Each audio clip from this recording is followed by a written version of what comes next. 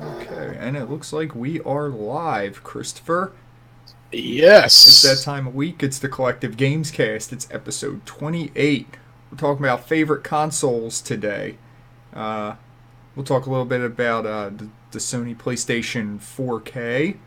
And before we do any of that, though, let's get started with what's been going on as always.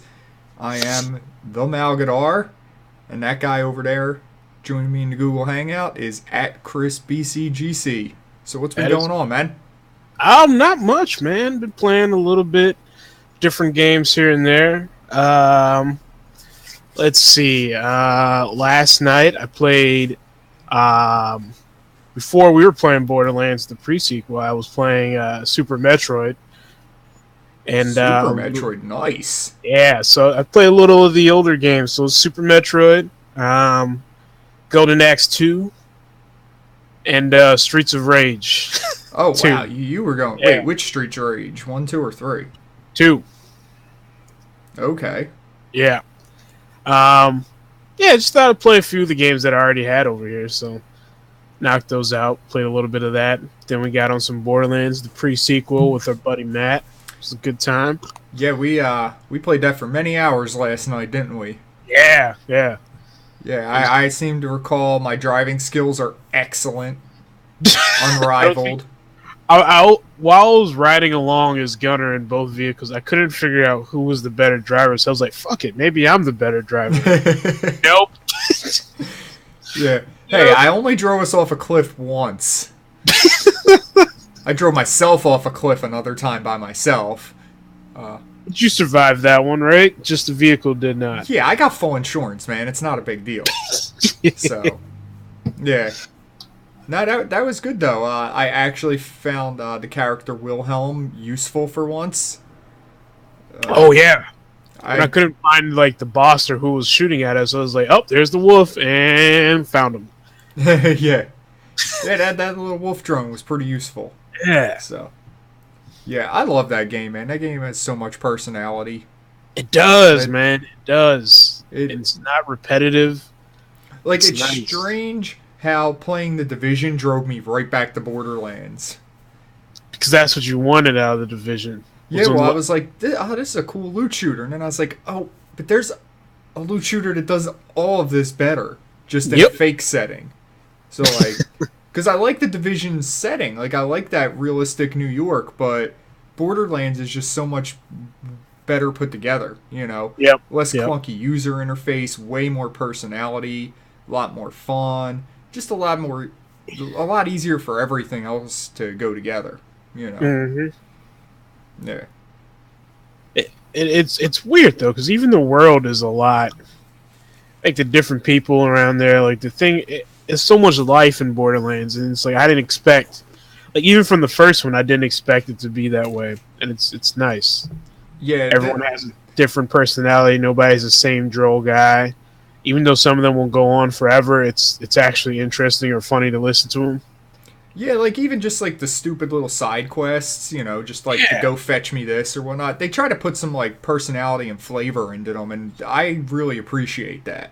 hmm I really like that kid one where you had to race him. Oh God, I hate that kid so much. You want to talk about a child who you just want to wring their neck till their eyes pop out? Yeah, that's That kid is Nappykins. Yep. Oh man, yeah. How did you like the character Nisha? Oh, dude, so much fun. Yeah, So how much fun. you got that showdown skill, man? Yeah, dude, it's like, and it's such a quick cooldown. I can do it whenever. Like I can just like pop it in the middle of just like random bullshit. Or if we get to a boss, I know that I have a few times before I can use that, and it takes out so much health, Yeah, so well, much. I mean, you fire like like meth head speed. Like it's pretty The sick. firing and the reloading involved, and then when you stack it with that one skill you get with Oh, that six less than bullets 6 thing. bullets. Yeah, man, Yeah, it's yeah, whew. yeah. She's a fun character, and I always like characters with quick cooldown skills, man. Like Yeah. I hate feeling like shit. I used my skill at the wrong time. It drives me crazy. So, Yep. yeah, quick cooldowns always feel more forgiving. throw on some pistols on her, some Jacob's pistols, and whew. Yeah, yeah, you were beasting it sometimes, man. It felt like everybody kind of had their moments last night, Yep. you know? Like, there were times I know I was, like, killing shit before you were getting to it. Because, you know, I'd hear you being like, damn, man, like, stop, you know? You know? So it felt like everybody kind of had some time to shine in our multiplayer session last night. So that was cool. Digijacks are pretty cool, too. Oh, them things are beastly, man. Yeah, you just pop them and just run around the map, and they do all the work. Yep. Yeah. Nah, that's good. Yeah, me and Matt are gonna have to do that again. Maybe we'll get one of our listeners to come in and be our fourth or something. That would be awesome. Yeah. Yeah, that's really all I did this week too, was Borderlands, the pre-sequel. Dude, I played one day, 1 hour, maybe an hour and 15 minutes of WoW this week. And I'm starting to feel that withdrawal, you know?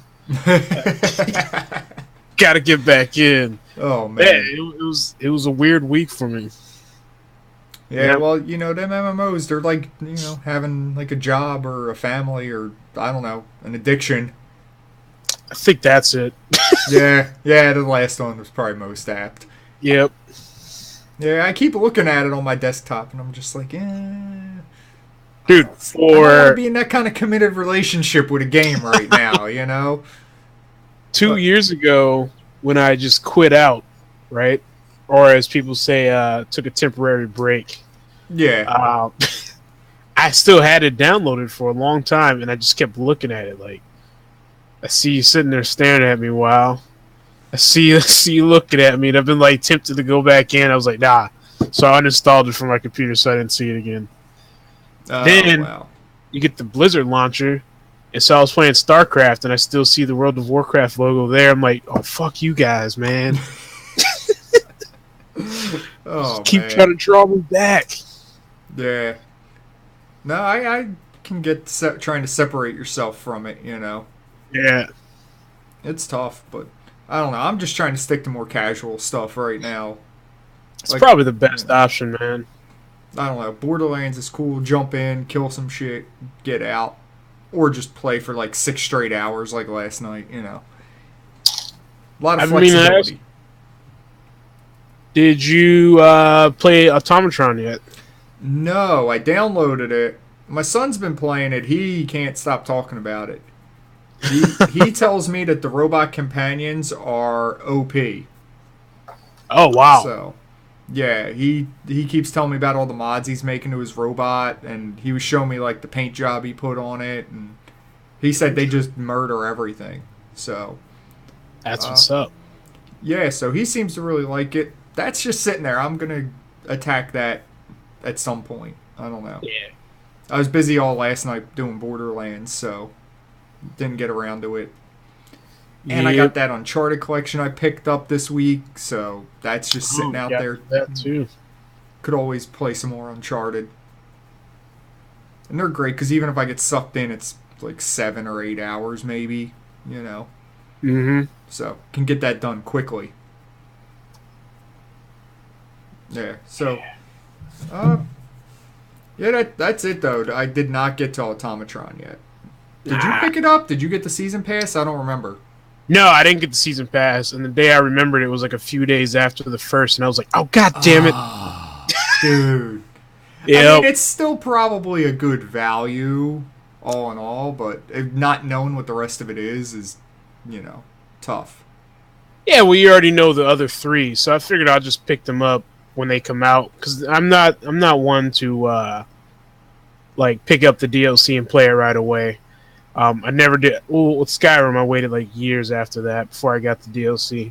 But yeah, like it takes a minute for me to get back into the Fallout game. So when I do that, is probably when I'll buy the next expansion for it. Yeah, I've been feeling a little bit of that itch to get back into Fallout too. So like Automatron might be the thing that pulls me in, because I'm like, I was pretty badass. Like I wouldn't mind getting back in there and murderating some shit, you know.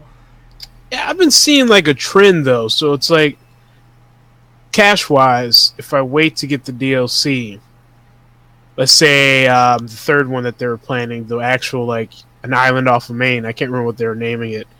When that comes out, I'm sure the other two will drop in price along with the original Fallout game. Oh, you so mean Far Harbor? Yeah, yep. Yeah. Figure that'll drop at the same time. I'm just like, boop. All right, I'll pick up the other two while I'll pick up this one. Well, you know what's funny is, I played Fallout 4 on the PS4, and just a few weeks ago I picked up this wicked new Alienware laptop. So I immediately added Fallout 4 to my wish list on Steam because I was like, hey, now I can play Fallout 4 on PC if I want, which could be kind of cool. Probably don't want to go through all that grind again. Yep. But maybe I do. I don't know. It's $40 now. Yeah, I got that the other day, and I saw it, and I was like, oh, it's on sale. It's $40. And I was like, I can hold out for a way better sale for a game I may not even play. I'm telling you, man, the summer sale is going to come out, and you're going to have the 3 DLC, maybe 2. That'll probably I don't know that they're going to want to discount the DLCs as soon as they come out. Maybe they'll I don't know. The one's only $5 to begin with, so yeah, that one probably won't get. No, that'll get discounted when they do like a Game of the Year or. I definitely don't see them wanting to discount Far Harbor when that comes out. Legendary, I should say. Yeah. Yeah, well, there'll be that Game of the Year edition. That's probably what I'll wait for on the PC. The Game of the Year edition with everything for that to go on sale. Yep. But I added it to my wish list anyway, so I get those emails. Never know, man. Maybe I'll jump on it. Mods. Oh, yeah. So. Oh, gotta load those mods. They have some pretty cool HUD mods, too. Which I saw. Yeah, the Fallout. Well, the in-game HUD isn't too bad, but the menus or the UI is friggin' terrible in them games. Agreed. Agreed. Yeah. Clunktastic, man. That's Bethesda. They're like, look, we just build a world. You guys fix the rest. You guys can't do this. We can. Yep. You guys can build a better UI. Yeah. In a way, it's a good thing. In a way, it's pretty lazy. Yeah, it's a little bit of both. I get mixed feelings about it. I'm like, on one hand, it's like, well, make your damn game. On the other hand, it's kind of like, well, maybe they don't know how. Like, I wonder how many of the modders actually get a job afterwards. Like, people see, like, if they do something that's really expansive, it's really nice. Pretty small handful, but yeah, some people do.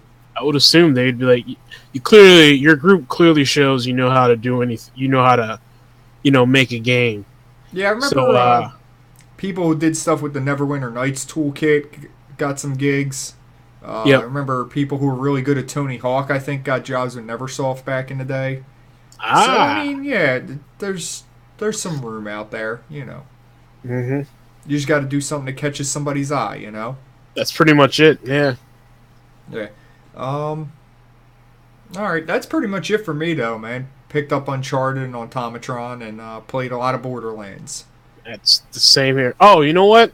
I picked up, you probably haven't played it, Agario, the mobile game where you're just a little circle and you go and you pick up other little circles and you get bigger each time you get them.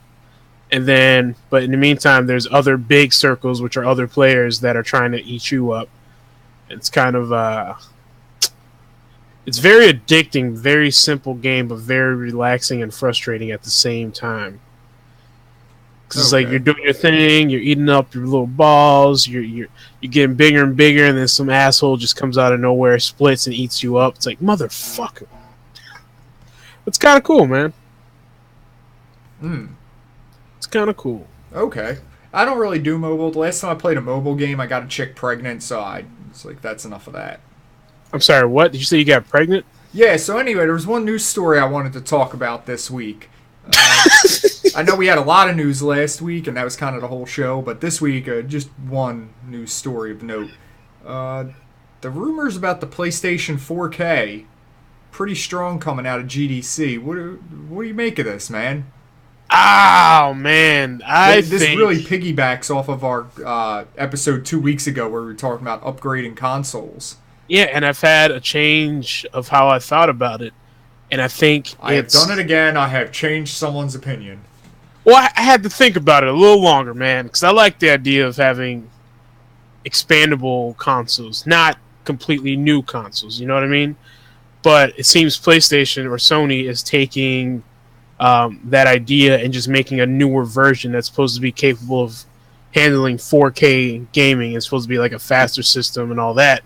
And I'm like, you just came out with the system 3 years ago, and now you're releasing, I guess you would call this like the half generation system. And it's not like it's a Slim where it's the same thing, just smaller.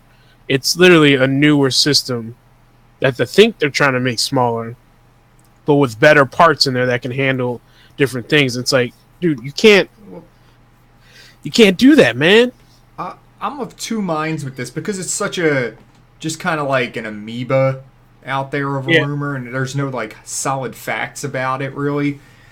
It leaves me confounded, but where I stand on it is this. If it's just a PlayStation 4 that can play 4K, then I'm okay with that. Like, that's fine, because that's happened before and hasn't really been too destructive to the console market. If it's PlayStation 4.5 or 4.1 or whatever you want to call it, like a better iteration of the system, that could become a real problem. Or That's what it is. It creates a lot of hurdles that have to get, cleared to make it a success. Mm-hmm. Because if you remember, the Xbox 360, the original one didn't have a wireless capability built in. No Wi-Fi, right? Yep. Didn't have HDMI, Yep. And it had that... some of them didn't even have hard drives, right? I think when they came out, they had HD, but it was 720p, which was the standard thing. But it did not have HDMI. It did not have HDMI, no. Because that wasn't a standard when it came out. Everybody was still using the component cables. Yeah. Well, if you remember, it was a big deal because PlayStation 3 launched with it. I didn't... Oh, maybe because they had Blu-ray. Yeah, I think that was part of it. And they were really big on HDMI as the future. Like, they were big proponents of that. But yeah, Microsoft then releases the Xbox 360S, and they say, okay, well, here you go. Built-in Wi-Fi, HDMI port, all of them have a hard drive, they... And that didn't mess anything up. They just added some auxiliary features to it, The first one had a hard drive. It came out just the way the Slim came out, where you had the 4 gig arcade version, and then you had the... No, you're... Are you sure? I thought I bought it. It was like the Xbox Core system did not have a hard drive. You had to buy a memory card. Yeah. Oh, that 256 memory card. Yeah, you're right. The Core and the Pro were the initial two things. Now, later they came out with that 4 gig Slim, which was also the Kinect Christmas bundle one. Because that was the one I ended up buying my daughter when she wanted Kinect for Christmas. She wanted her own 360 with Kinect, and I got her that, and then we... she was like, I don't care about storage. And then, of course, 3 weeks later, it's like, Dad, I can't play Call of Duty. I need more storage. Like, great, thanks. Man. Yep. So, yeah. So, yeah, that 4 gig thing came later. Okay. Yeah. You gotta remember, back in 2005, selling people on a hard drive in a console wasn't, the standard. The thing I remember, though, is the older ones always had that gray cage that went over where the hard drive would go. Yes. Yeah. And then they that, came out... plastic mesh-looking thing. Yeah, and then there was the 60 gig one, I remember, that came out. Maybe it was less. But I always thought that was how the systems worked. Maybe I was just confused. Because I ended up just buying a used Elite hard drive. There were a lot of 360 SKUs when you think about it. There was. Yeah. But yeah, what they did wasn't a drastic change. Going from no wireless to wireless. They already had the adapter for the 360, so that wasn't really much of a change. Yeah. And then going from 720p to 1080p is not that huge of a change. And adding HDMI capability in there. But 4K is literally in its infancy right now. And it's not the best for a lot of systems. And a lot of games don't even take this. And now you have to worry about coding in somewhere that, think about it this way. Some of your programs that you have can't run 4K, but when it does run in 4K, you get that tiny little window, right? Yeah. Yeah. Launcher windows are notorious for it. Mm-hmm. I think that's going to cause a lot of issues. Well, if 4K is where we're going, then getting ahead of the curve is okay, because you're basically what you're doing is saying to the guy who's like, hey, I bought a 4K TV and nothing on this system is 4K. Yep. So if all you're doing is really catering to that small, pocket of people, then I'm okay with that, because, they wanted to adopt their 4K, and if the system could theoretically run 4K with a boost, that's fine. As long as we're still developing for the core PlayStation 4s, and you're just leaving it up to developers if they want to do the 4K or not. I just think it's too soon for that. It might be too soon, but maybe they're just trying to... I mean, think about HD. It took buy-in from people to get that ball rolling. You know? Now look where we're at. What about the people who just bought their PlayStation 4? It's like, I just got a PS4, but guys. What I'm saying is, under the way I was presenting it, that it doesn't matter. You're fine. Your PS4 is still good. Unless you were trying to do 4K, you're fine.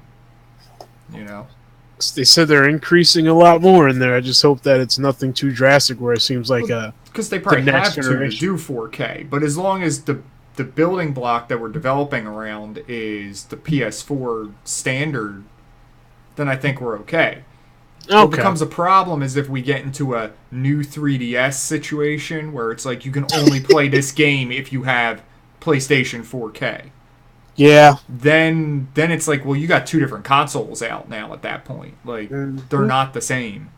Now it's a new console that's backward compatible, basically. Now it becomes the half generation, or whatever you want to call it, the 4.5. It's interesting. It's a very interesting thing.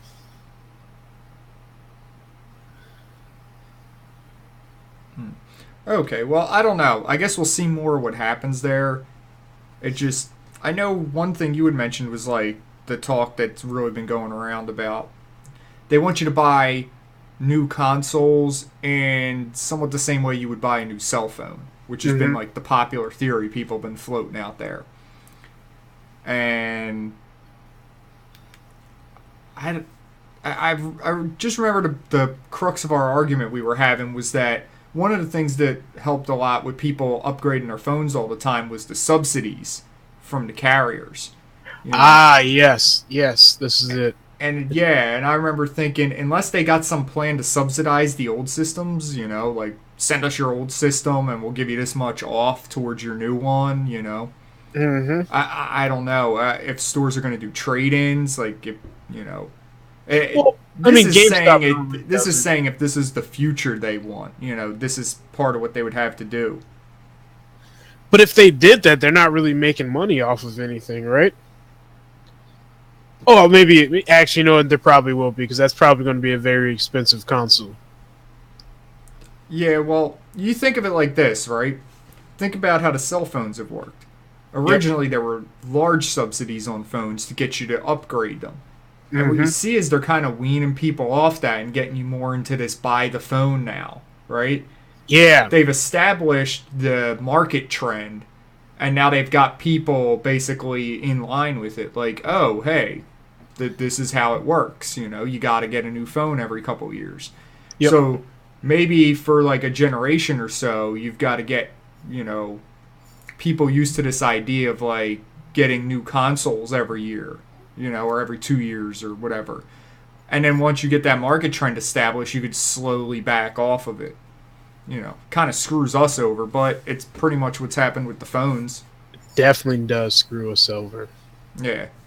But with phones nowadays, it's now a leasing thing. Either you buy the phone right out, or you go there and then you lease the phone. So you pay monthly on the phone instead of... having to pay the full $600, $700 for the phone. Yeah, and But see, they present those different options to you, you know? Yep. Yep. So a lot of people are speculating that that will be the same thing they'll try to set up, but it's a little more complicated because, like, I don't know, the cell phone, I mean, you pretty much go to your carrier store like Best Buy, right? Like, I don't really think there's big competition outside of that. No, there isn't. Like, video game consoles, you know what I mean? Like, you got Amazon, Target, Walmart, GameStop, like, and probably a bunch of other places out there doing it too. You know? So, how do you get everybody on board with all these plans, you know? Well, you do what Microsoft did. Do you remember do you remember the Entertainment for All deal they had? Oh, yeah. Didn't you fall prey to this? I did. Yeah, I thought so. And it wasn't a bad idea. So the only reason why I did it is because I still had the old white 360 and I'm still using the wireless adapter and everything. So I was like, you know what? I don't want this shit anymore. So I went in and I talked to them and it was like, yeah, you do pay $14 a month, right? Which you pay for Xbox Live. Then it was like a $10 thing, I think, for Xbox Live. And so you pay $14 instead, but now your system is dropped in price. The problem is if you decide that 1 month you don't want it anymore, you have to hand in the whole system. They cut your shit down. Like, that was the only issue. So it was pretty much the way the cell phone plans worked. But you were paying for Xbox Live, a little more for Xbox Live and a lot less for the system. And if they found a way to make that work without, completely shutting somebody out, like if you bought a PlayStation 4K and you just paid a little more for PlayStation Now. Is it PlayStation Now? Is that what it's called? What? Oh, you mean PlayStation? I know there's so many PlayStation things now. You're talking about Plus, right? Plus, their PlayStation Live, Plus. Yeah, their version of Live. Yeah, so you pay for PlayStation Plus a little more, you get a cheaper system, and you just have to, keep PlayStation Plus up for 2 years. But there shouldn't be that if you don't want it anymore, you have to give away your whole system. It should just be you don't get PlayStation Plus anymore, and you don't get the discounted price if you decide you want to sign back up again. You got to pay the regular price for it. But it's a fishy thing. The Entertainment for All thing kind of screwed people over who didn't want to pay $14 anymore. But the reason for it, obviously, is you paid way less for the system, which I was okay with. Okay. Well, it's going to be really interesting to see what happens with the consoles in the next couple of years. I, for one, still prefer to just drop a one-time payment and be done with it. But, I mean, even though I feel like a part of my soul dies every time I do it, like, I prefer to just be done with it, not having anything hanging over my head, No, I agree with you on that.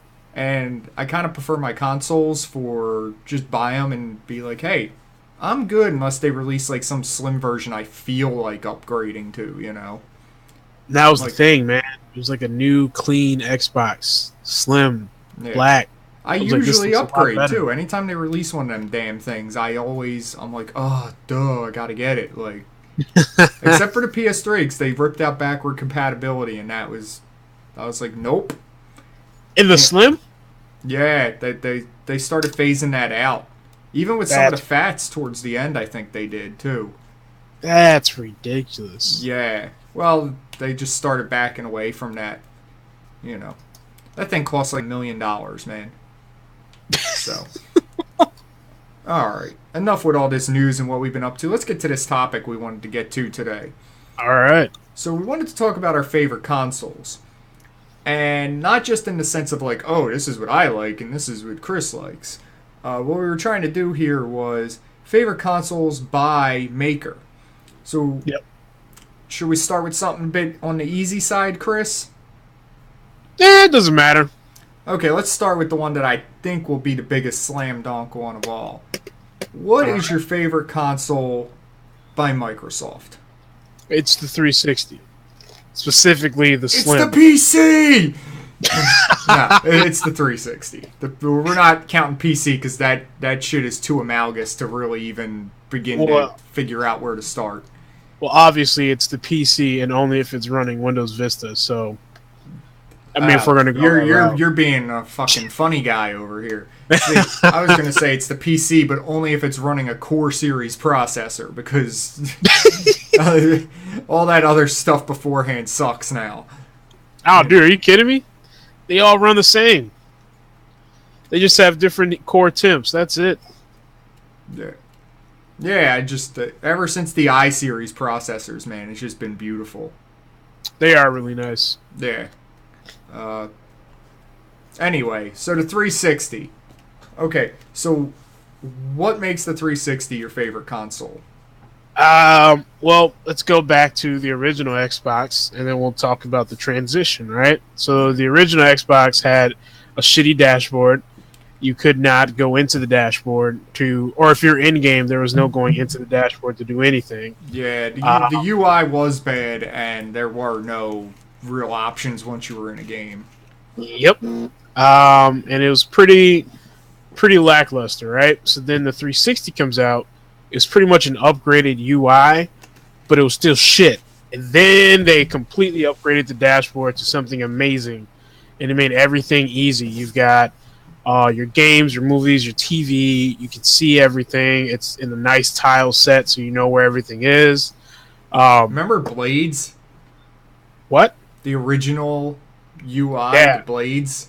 That was shit. I actually kind of liked the Blades. I hate it. I hate the little boxes, man. There's too much screen clutter with that shit. There's like goddamn images everywhere. It can be, but I think they still do it on the Xbox One. It's just I hate it. It's like, no, just give me like lists and shit. I don't want all these animated boxes. Like, I'm trying to sort through things here. Not, I'm not looking for aggregation. Well, from a UI perspective, they want you to see certain things, and you can recognize things when you see it. So you see a picture of like Franklin from GTA, you're like, fuck, that's GTA, I know it. You click that, it brings you to the GTA page. Like, you that's what they want. You see a picture, you know what it is, you go to it. That's what the internet's turning into. Simple and quick information. Bust out the list, people are like, fuck, I don't want to read. Yeah, but when I'm trying to go to a website, I don't punch in a bunch of emojis. I still got to type the name out. Oh, that's the future, man. We're running out of IP addresses. we're traveling backwards in time. We're using pictures again. I thought we determined pictures were a poor way to communicate at one point. Like, yeah. No, but seriously, whenever I'm in a UI, I'm looking for information, not aggregation. Like, just give me the list of shit that I need to sort through. Yeah. Anyway, that's really neither here nor there as to what made it a great console, though. Yeah. But then, it was quicker. It was smaller. Besides the fact that the original one heated up to ridiculous heat temperatures, it just seemed like a better, quicker, easy, even family-friendly system. And then the controller was just God mode controller. Still one of my favorite controllers. I liked it. I liked it a lot. And then adding Windows Media Center, I can have, some torrented files on here and just like stream them to my Xbox when I wanted to watch them on TV. Torrenting files. Yeah, super easy. It was a great system, and it was what they needed to do for their whole entertainment thing that they were wanting to do. It was great. I told them I got my family to get one. They got the one with Kinect, and they love it. It's easy. It's got their Netflix on there. It's got their workout stuff on Kinect that they never use. Like, it's great. Okay, I'm gonna give you 3 reasons why the Xbox 360 is the best Microsoft console. All right, go. Gears of War. BioShock. Yes. Halo Reach. Okay, see, you said Reach, and that I'm with you on that. That first one, not so much. Most people call that blasphemy, but they're just fucking retards and don't realize that Reach is superior to all other Halo games. It definitely is. Oh my God, Master Chief's not in it. What are we gonna do without a guy with a stupid name? How Great horrible. story, great gameplay, added customization. Oh, dude, Yeah. Reach was Yeah. excellent. Reach was the shit. I even enjoyed the multiplayer, and I'm one of the people that like does not like Halo multiplayer. Like I played a that shit gets lot of annoying. hours of Halo Reach multiplayer, and I hate multiplayer. So Oh man, yeah. Yeah, they just had the games, man. That 1 year head start got everybody leaning that way. yep, Mass Effect. Yeah. Oh, geez, I left out Mass Effect. Yep, I think of Mass Effect so much anymore as a multi-platform game, but it came out. It wasn't originally though. Nope. Yeah. I ever tell you I got Mass Effect 10 days early? Yeah, I remember you telling me that. Yeah. And you were playing it, and people were like, "How the fuck are you playing it?" Getting the game early is great, but play in offline mode because you're just going to get spammed by people wanting to know how you got it. Like, it's no joke. What's amazing about the 360, right? It had the games, it had the controller, it got the Xbox Live thing, right? It had achievements. Not to be overlooked. The Red Ring of Death couldn't even stop it. Like, think about that. Dude, you remember the fixes? It got to a point where people were trying every method to fix the Red Ring of Death without sending it back. There's this guy who's like, "Oh yeah, man, all you gotta do is take the 360, unplug it, wrap it in a towel, and let it sit for a few hours, and then turn it back on, and you're all good." I was like, why? Why not just send the shit back, man? Dude, I suffered with mine for weeks before I finally broke down and was like, you know what, I gotta send it in. Like, yep. Yeah.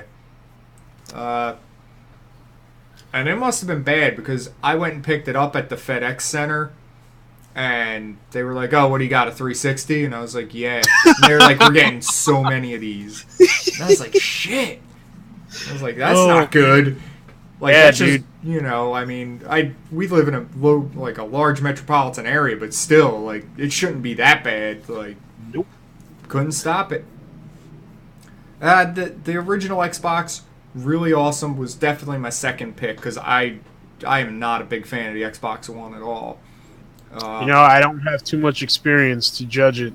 It's not like it's bad. It just does everything stupidly. Like, everything's sorted and organized horribly on it. They messed with the controller, so I don't like it as much. They fixed a few things with it that I didn't like about it, but I don't know. It's just there's something just that feels wrong about it. The one thing I do like, like when you kiss a chick and you realize she's got a mustache, and you're like, oh, maybe this isn't a chick. That's kind of the Xbox One.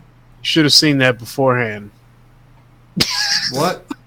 You should have seen the mustache beforehand, man. Well, she probably shaved that afternoon. I don't know. Like, I wear shades all the time. I miss details. Moving along. Anyway. The one thing I like about the One was that it had that overlay system, so things can run multiple. Like, you can do multiple games. We can have a game and apps running and switch between them flawlessly. Yeah, I don't do a lot of stuff like that. The one thing I like is the achievement thing that you can overlay, so you can actually see your progress towards an achievement filling up while you're playing the game. That's really useful. Instead of having to like pause the game, go into the menus, did it pop? Nope. Okay, go back. Like, how many kills is it again? Like, now you just got everything there, and it's got all the progress bars. Like, really nice. It's quicker than a 360, I assume, correct? God and okay. I can't even tell you definitively. I would assume it would be, because I know the 360. It's running a lot more complex architecture though, so it. Okay. It's like the old thing, like oh well, it's when feeding information from a CD back in the day to the system memory was like a slow process, and it was like, but the next gen hardware, well, they're going to increase that highway, so you're going to be able to get more information there faster. Yep. And then it was like, Yeah, but they're also going to increase the complexity of designs, therefore becoming even larger files, and that's why it was always a choke point, you know. Okay. So I think it's kind of the same thing. It's like, yeah, it's better hardware, but it's also running more complex software, so it's taking longer in that sense. You know, there's a lot more shit going on under the hood of the Xbox One. I get that. I mean, it seems a little snappier once it's up and running, but it's very reminiscent of the experience on the 360. Okay. Yeah. Okay, so Xbox Slam Dunk, that was easy. Who should we do next? You know what? Let's go with the other big dog in the fight right now. Let's go with Sony. Sony. So, what All right. is your favorite Sony console? PlayStation 2. PlayStation 2. Okay. That's not going to be my pick, but I want to hear why PlayStation 2 is your pick. GTA 3. That's a good reason. Considerably better graphics than what we had on PlayStation 1. It was 3D that looked good. Yep. It wasn't jaggies and, yeah, real polygonal looking stuff. Mm-hmm. The catalog was insane. Granted, PlayStation 1 had an insane catalog, but PlayStation 2 was the last system to have a major exclusive advantage. oh my god. Like, now everything's multi-plat. Like, Yep. yeah. Trying to remember. Oh, the DualShock controllers. Oh my god. Another perfect controller. DualShock 2 was really not much change from DualShock 1, but they came in colors. Yep. Came in So there you colors go. and were better. Alright. Hey, when you got something good, don't fuck with it, right? Very true. One of the first with online capabilities besides the Dreamcast. Granted, you had to buy, an expansion port for it, but Yeah, it you was got that. pretty limited, but it they dipped their toes in the pool. Yep. Such a weird design, but it seemed to work well.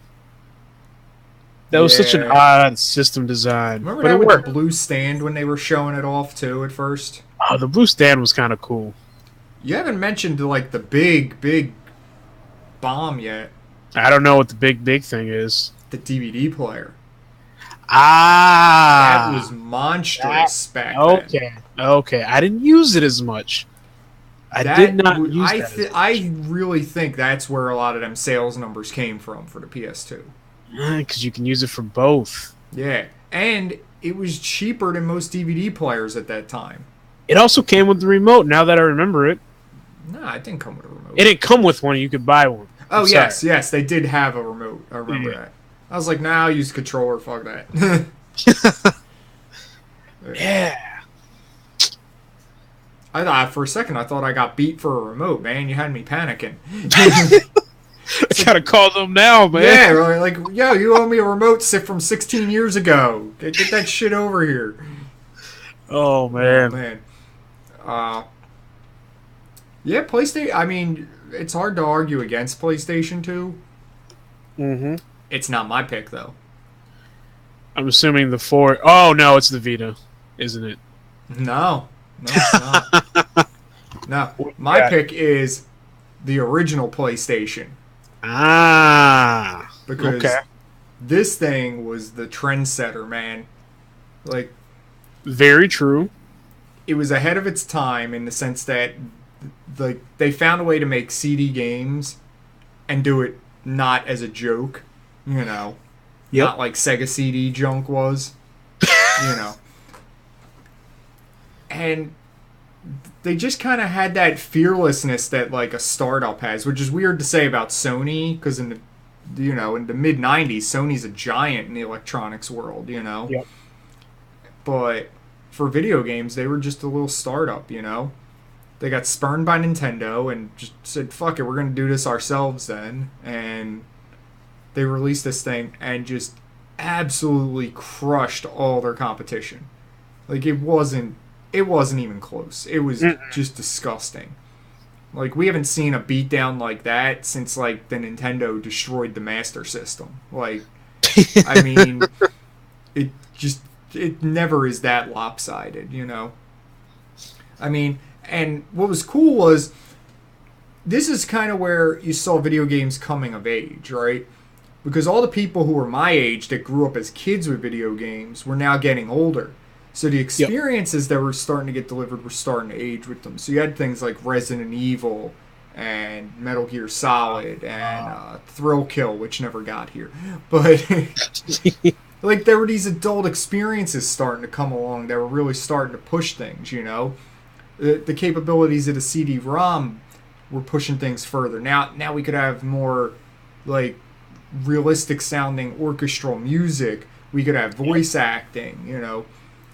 We could create these like beautiful worlds because now you have this infinite storage capacity, you know. So just so many great experiences. It was the JRPG powerhouse, which was like that's my wheelhouse back then, you know. I mean, Final Fantasy 7, 8, 9, Tactics, Chrono Cross, you know. Then they started releasing all the old Final Fantasy stuff on there. You know, you got Star Ocean 2. It just, oh god, so many. It goes forever. Valkyrie Profile, the coolest RPG no one ever played, you know. Like, and there were lots of other good things on there too, like Einhander, and it just... The hell is that? It's a shooter game by Squaresoft. Really cool. Okay. Yeah. Like a Gradius kind of style game. Mm-hmm. Yeah, really awesome. I'll have to show it to you sometime. It's pretty cool. I remember everything going on with that system and being such a Nintendo fanboy and just having to like admit defeat, like that this thing was just significantly better. Yeah. Castlevania Symphony of the Night, anyone? Oh, that's probably it. That's the main reason. It's a pretty damn good reason, let me tell you. You still got to get around to playing that. I do. That's on my list. Yeah. I almost played Mega Man this weekend, but man. Yeah, I didn't want to stress that much. Yeah, I can see that. There's times I don't play Mega Man for that same reason. I look at it and I'm like, oh yeah, and then I'm like, no. Nah. I'm either too tired or too stressed out to deal with that.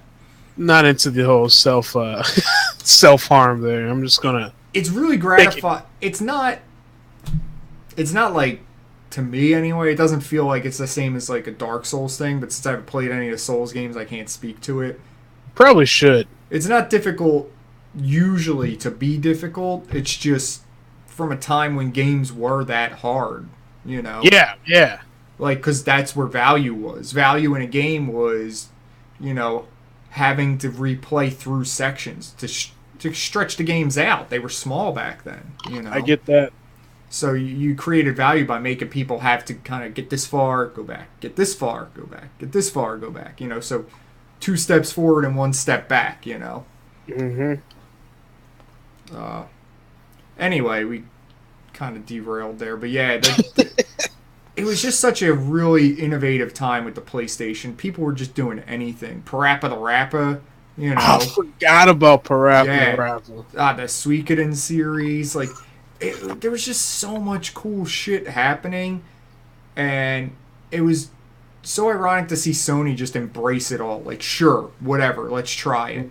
And Nintendo was just like, no, this is what games are right here in this little shell, and don't do anything different than that. And to just watch them get summarily stomped was really so crazy. Like, at the time, I was mad as a Nintendo fanboy, but like looking back on it now, I'm like, it was just fascinating, you know, like to just see a company who couldn't understand what was happening right in front of them. They still don't. No. I swear, like, they have, like, PTSD from that, and they've never really recovered.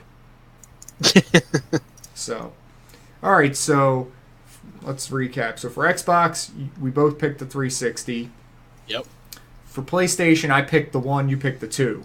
Mm-hmm. Okay. Let's go Sega next, alright? Because Sega was a big deal when I was a kid, and yeah, you know, into my teenage years, and now they're just, you know, there's probably like some 13-year-old watching this, like, Sega, they make games. They don't make hardware, but Yep. they did. You know. I would say I was trying to decide where I had the most fun and which system I thought was the best, right? Okay. And it was tough. I was trying to decide between, because I always enjoyed the Sega Game Gear, even though it killed battery life. Wow.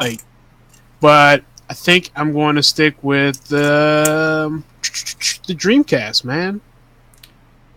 Yeah. The thing was above, before its time. It was great. Yeah, man, I always lament the Dreamcast's quick death.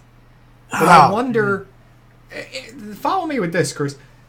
Is it possible that the Dreamcast is remembered better because it died quick? Would its tail end have been bad? That's the question I've been asking myself lately. If the Dreamcast had gone on longer, did we already see the best of it, really? That's what I wondered, because they came out strong. Yeah, the games that they came out with within that year that they were around were very they made strong. all the right early moves, it would seem. Yep. And I wonder if they would have lasted, because there's only so many things you can do with the series that they've had, the games that were really, coming out strong. That's a good one. Yeah, I don't know. I just wonder if maybe there were only one or two great experiences left on that thing.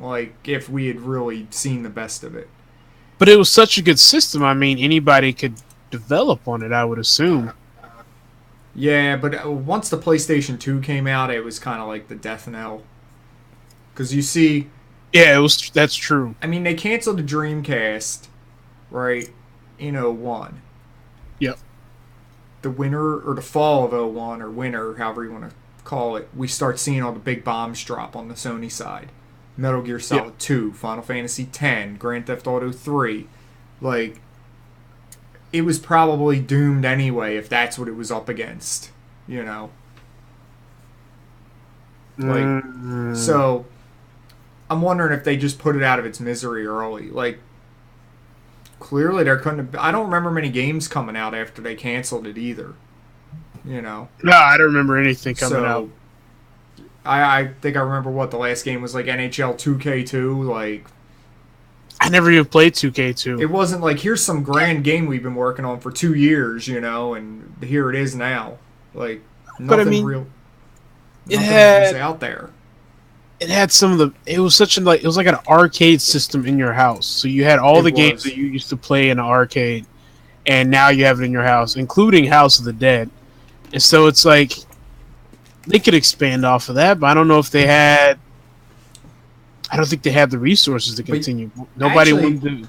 Here's the thing. I like where you're going with this arcade thing, but here's what you forget: the Dreamcast also cannibalized the arcade market. Because it was the first time you had a system at home that looked as good as an arcade machine. Ah. That was the point where the tech kind of finally met up. Those giant arcade cabinets, Yep. That you could fit, whatever the hell you wanted in there, Finally, the at-home tech was, equally comparable. And look at arcades since that point. Yeah, they're pretty much useless now. It's all sit-down experiences like the Star Wars pod and shit, Oh, yeah. To be an arcade game now, you have to offer something people can't do at home, So. Interesting. Yeah. I don't know. I think you might be onto something about them having one or two good moments before they actually died down. Because Sony came out super strong. Well, I look at it like this. The Dreamcast was the equivalent of a great summer fling. That's cool. You can always remember the good times, You can remember NFL 2K, Phantasy Star Online, Ready to Rumble Boxing, Phantasy Star Online, Sonic Adventure, Phantasy Star Online. Whatever you'd like to play. Even if you were the kind of guy who played a lot of Phantasy Star Online, that's okay. Nothing wrong with that. Were you one of those guys? Nah, a couple thousand hours. It's like That's nothing. Man. That's nothing. you know, I could have learned another language or 8. No, I mean like 8 something. Like I really starved myself a lot when I played that game. Okay, yeah. Yeah. So I was really torn about this one a bit because I was like Dreamcast, Genesis, you know. And then when I started thinking back on it, I was like, all the Genesis experiences were pretty hollow. Like, yep. I mean, like, I love, like, games like Streets of Rage. I was just playing it the other day, you know, and Golden Axe and, you know, stuff like that. But they were just, like, little quick hitters, nothing, like, great about them. There really isn't. I'm not a big fan of Phantasy Star, the Genesis games, because they're just... Even back then, I didn't really like them because they were so clunky and obtuse, you know. Like, I did enjoy them to the sense that I was like, these are like really cool aesthetically and I like what they're doing, but they just were, they didn't have the polish that they needed, you know. And they weren't made with the idea of helping you along at all, you know. Like, because they did, like, weird shit. Like, to pick, like, your actions in battle, you would pick, like, pictures. Oh, what? Know? Yeah. So, like, whereas when I played Final Fantasy, it was, like, attack, magic, you know, run. Yeah, in Phantasy Star, it was just, like, no, here's a bunch of pictures to pick from. Oh, you know? God. And I was like, well, what the fuck? You're not even telling me what the fuck they are. Like, I gotta goddamn take a course in Phantasy Star to play this damn game. You know? So... So, like, when Phantasy Star Online came out, it just clicked more for me. Because I was like, here's, like, that setting and everything that I like, but, like, I don't need a master's degree to figure out how to play. You know? Got it. And then I thought past that, and I was like, well, all I got left is Shining Force. And I was like, Shining Force and Shining Force 2, I love them to death. Not good enough to make Genesis my favorite, though. Definitely the Dreamcast. That just the sum of all the experiences on the Dreamcast. It just left such a, I don't know, such a great memory of a you know. I'm having trouble expressing what I'm thinking here, but it was something special, man. it was the flame that burned the brightest, you know. So, I get that. All right, Chris. So that brings us to the most difficult one for me. This one is difficult. Favorite Nintendo console? I'm torn, man. Me too. Torn between 3 of them. 3? Damn. Yeah, and they're consecutive. Polygamist? You know, I like quantity over quality sometimes, you know. All right. Well, what do you got? I need between the GameCube, the 64, and the Super Nintendo. Oh well, that's easy. Yeah, so and I'm going with Super Nintendo for that. I had Super Nintendo is like taking your mom to the prom, bro. What? Super Nintendo was one of the best systems Nintendo came out with, and it wasn't even like revolutionary, man. No, it was just Super Nintendo is the most overrated console of all time. I'll give you overrated, but that doesn't mean it's not good. Oh no, I'm not saying it's not good. I'm just saying I would never pick it as my. It's not even on the short list of my favorite Nintendo consoles. Oh, that's because you don't like 16-bit games. I get that. I do. I just told you about Shining Force and Streets of Rage and Phantasy Star. Yeah. That doesn't count. You don't like that era that much, man. I love Super Metroid.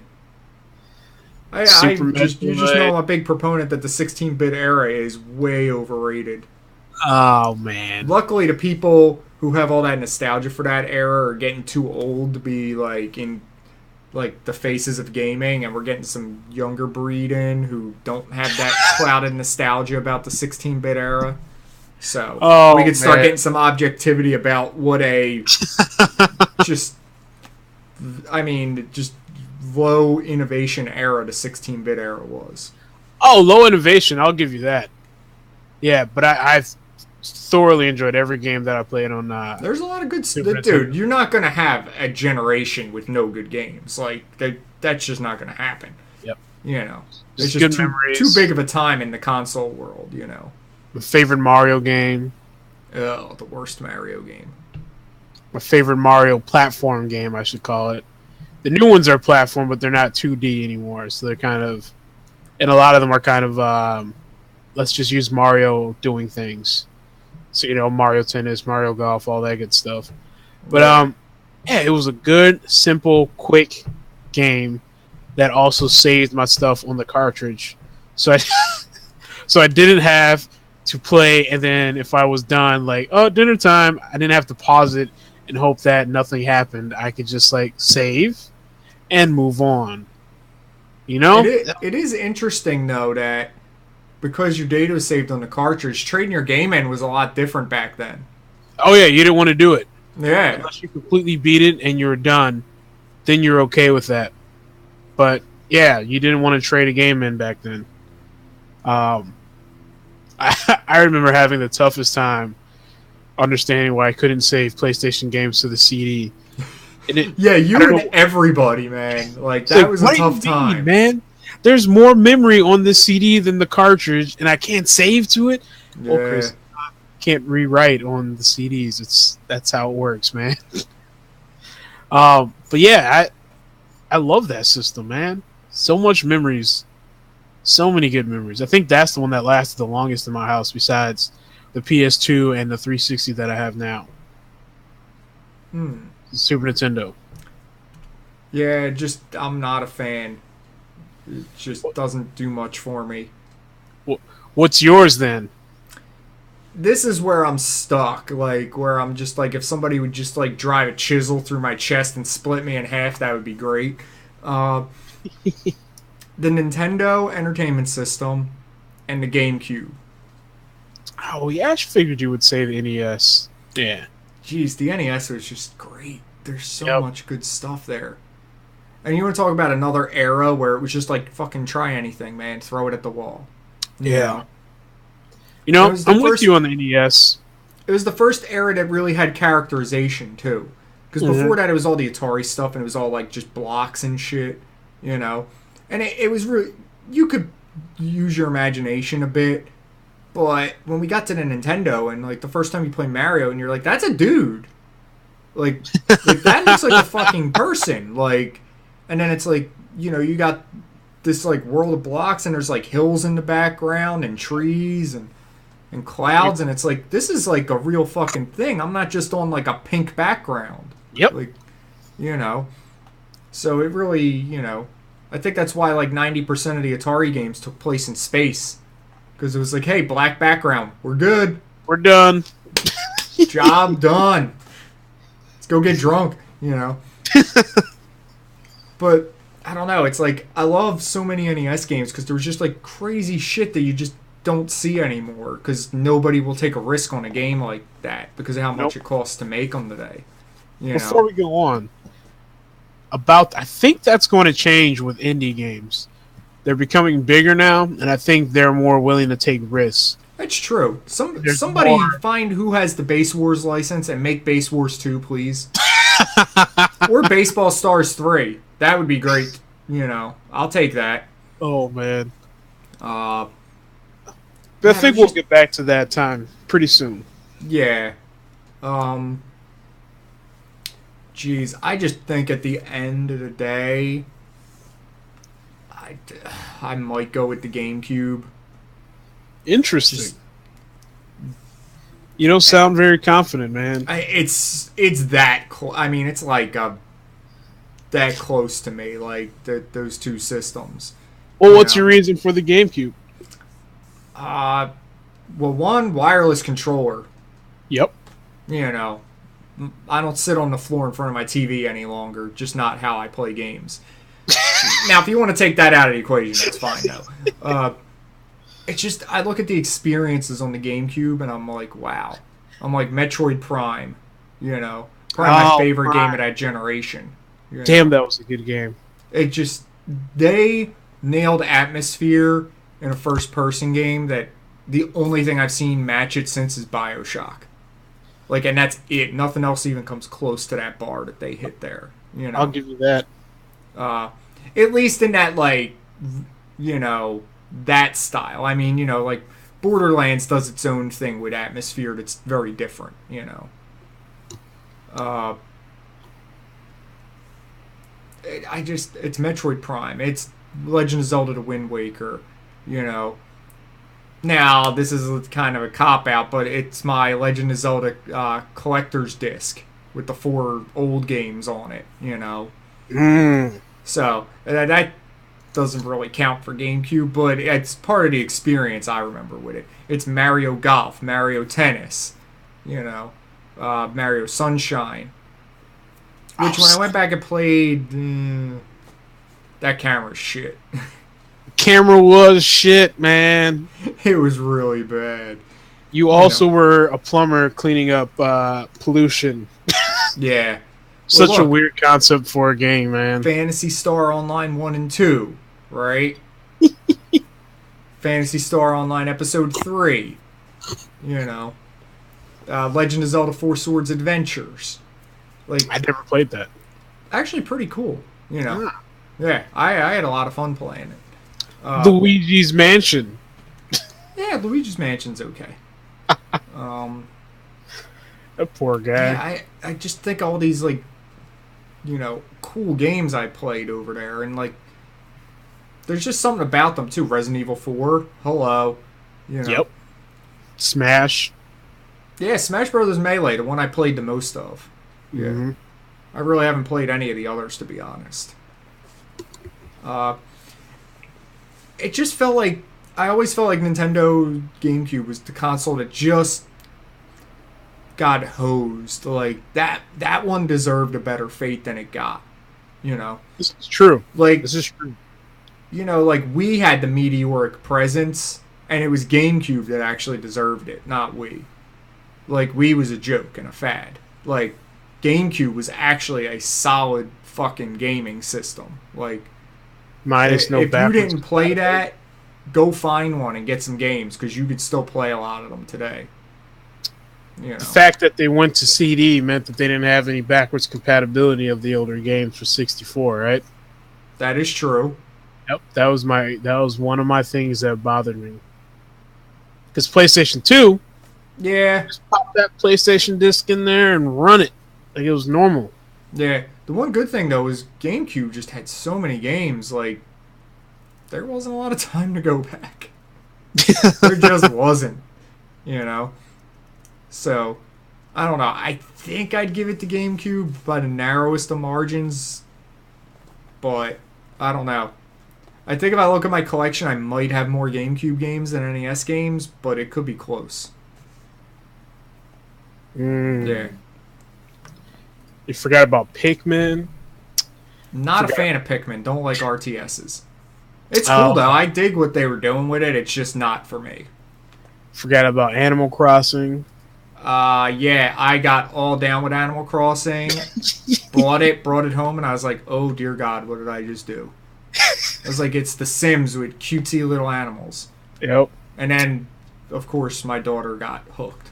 Yeah. And I was like, well, this is good. Because, you know, Tom Nook, he's the system. And that's your future as an adult. Like, you're just going to always owe people money. Get used to it. When I heard about what that game had you doing, like, oh, yeah, you could pay off your house. I'm like, whoa, hold on a second. Yeah. So you're saying this is real life, but in a video game? Like, hold on a second. I don't know if I'm okay with that. I got enough stress of my own already. Now you're like, here, let's just teach the kids what life is going to be like in the future, all right? Yeah, pretty much. Stress of paying everybody back over and over again. Yeah, I remember the point where I realized that game is bullshit was when one day I asked my daughter, I was like, hey, so did you finally pay Tom Nook off? You know? And she's like, yeah. She's like, but now I'm working for him again. And I was like, wait, what? Why? You owe him so much money. And she's like, yeah, but after I paid him off, then he expanded my house, so now I owe him more money.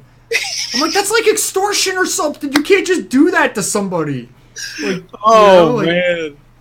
Yeah, I don't know if she gave me the story the right way, but I was just like, no, never. I will never touch an Animal Crossing game. That would drive me crazy.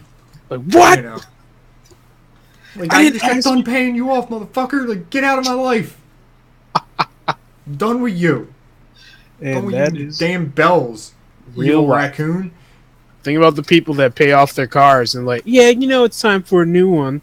It's like, you just finished paying your car off. Why are you going for a new one, man? Like, damn. Well, that's just what we call somebody who needs to go lease a car. Like, yeah, pretty much. Yeah. Oh, you forgot about Double Dash too. That was another good one. Oh yeah, well you know the story behind my copy of Double Dash disappearing, so my memories of that aren't as good. But I did forget Metal Gear Solid: The Twin Snakes, which I love the shit out of. That's right. Yeah. So enhanced graphical version of Metal Gear Solid, yes sir. I am on board. Yeah. Yeah, GameCube was good. Nintendo was definitely the hardest choice though, by far. There's so much. So you can even throw the handheld games in there too. Yeah? It's just rough. I'm a big GBA fan myself. I am too, man. I am too. And then they started re-releasing things that were older, and you could swap them out. Like, it's great. It's a great time. Yeah. Then the SP comes out, and you're like, oh, this one actually fits. Yeah, the SP. Well, I mean, GBA was unplayable till the SP, so. Get that. I mean, you had to live under a lamp to play that shit. Only daytime playing, man. Yeah, it was rough. There was the light attachment you can get. Oh yeah, that's right. But that still wasn't that great. You know what I never got was that game Boktai, the one Kojima did with the vampire one, where like they're the anti-vampire one or whatever, where you had to go out in the sun. Like it came with a solar thing that hooked into the GBA. That sounds like Kojima. Yeah. Well, it had this solar thing, so you had to go outside, and basically the more the solar thing read, then the more powerful you would get in the game. It was basically the gist of it. And I was just like, you can't play this fucking thing in the sun. You can't see anything with no backlight. Like, yeah. That's cool. And somehow there's a sequel to that made. There's 2 sequels, I think. Kojima, man. He's boss. For real. Konami was... people to make sequels to that. Yeah. Alright. I've had enough of this, man. Let's wrap this up and get on with our afternoon here. So, alright, man. Yeah, so you've been listening to episode 28 of the Collective Games Cast, talking about our favorite consoles by maker. If you want, drop us a line on Twitter at TheCollectiveGC. You can hit me up on Twitter. I'm at the Malgadar, as it says right there on your screen if you're watching. You can hit that guy up over there. That's at ChrisBCGC. I pointed the wrong way yet again. Again.